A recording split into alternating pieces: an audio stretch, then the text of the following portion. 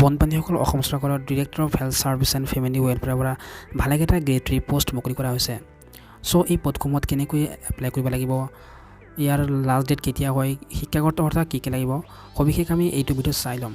চ' তোমালোকে ভিডিঅ'টো স্কিপ নকৰাকৈ শেষলৈকে চাই থাকিবা আৰু ভিডিঅ'টো ভাল লাগিলে চেনেলটো ছাবস্ক্ৰাইব কৰিবলৈ নাপাহৰিবা আৰু বেল আইকনটো প্ৰেছ কৰি দিবলৈ নাপাহৰিবা। বনপানীসকল ডিৰেক্টৰ অফ হেল্থ ছাৰ্ভিচৰ পৰা মুঠ 636টা পদ মুকলি কৰা হৈছে। চ' এইসমূহ টেকনিকেল পোষ্ট হয়। এই পোষ্টৰ নাম হৈছে অক্সিলাৰী নাৰ্ছ এণ্ড মিডৱাইফ। এই পোষ্টসমূহ কেটেগৰী ৱাইজত ভাগ কৰি দিয়া হৈছে।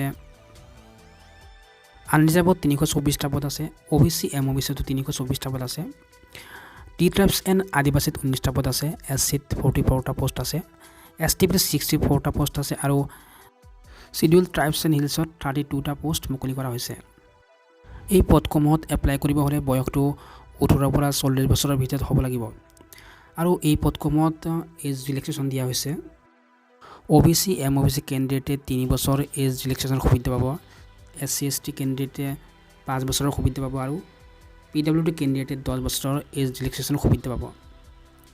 আৰু এই পদসমূহত এপ্লাই কৰিব হ'লে আপোনালোকৰ এমপ্লয়মেণ্ট এক্সচেঞ্জ কাৰ্ড থাকিব লাগিব, নহ'লে কিন্তু আপোনালোকে এই পদসমূহত এপ্লাই কৰিব নোৱাৰিব। চ' তোমালোকে এমপ্লয়মেণ্ট কাৰ্ডখন বনাই ল'বা।